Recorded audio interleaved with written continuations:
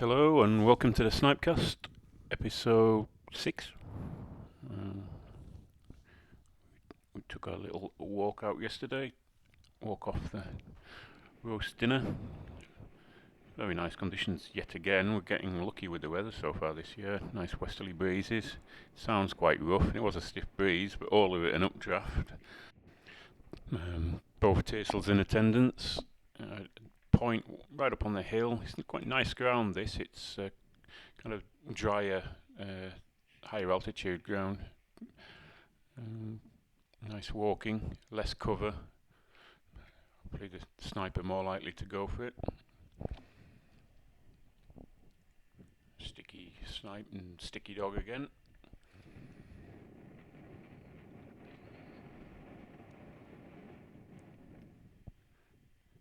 There's a little bit of aggro between the taisels here, which I've hardly ever seen really in 3 years, but a little bit of argy-bargy there, so I had to wait a few seconds for them to stop that nonsense and come back over. I think I'm going to stop heading the point anyway and just walk up behind the dog.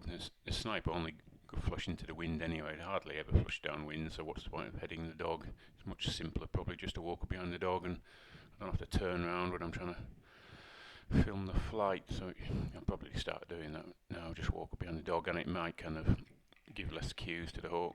The snipe had to fly over me to get away.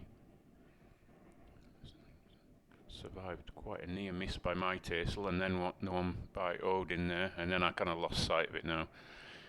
Always go downhill, and it's very difficult to keep track of the snipe with the naked eye, looking at the laser sight, trying to keep track of it, so I lost it there in the dead ground. And as it turned out, a chase went towards the road there at the bottom of the bog. That's Jake. I hope he does more of that, because he's very, very close. I'd like to see him. He really needs to start killing more on the first stoop. That's a kind of missing piece, really. He's quite good at catching a snipe, but normally at the kind of, as a result of the work by the wild taisel chasing them down, he wouldn't catch any of these otherwise, but he caught this right by the road. I saw a couple of cars stop and thought, God, is he on the road? I saw one taking a picture out the passenger seat window, and there he was.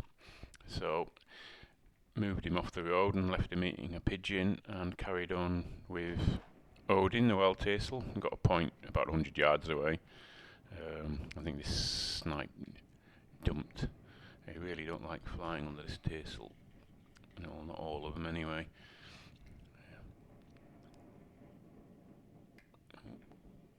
Throw.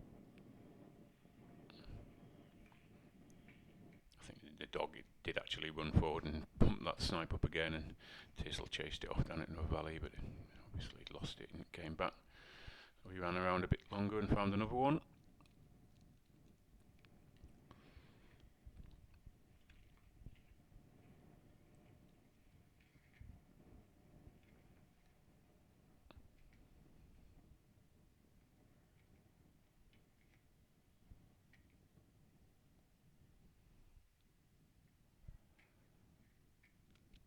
This is a good snipe. Headed for the skies. And again, I think he's twigging more and more and more that it's probably easy just to leave the supercharged ones alone, even though he could catch them if he probably stuck at it. Yeah, it's easy to come back and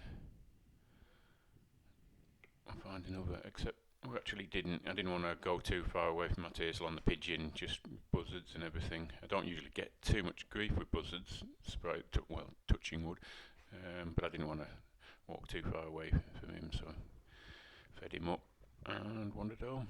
And that was it, short and sweet, and I'll see you on the next Snipecast.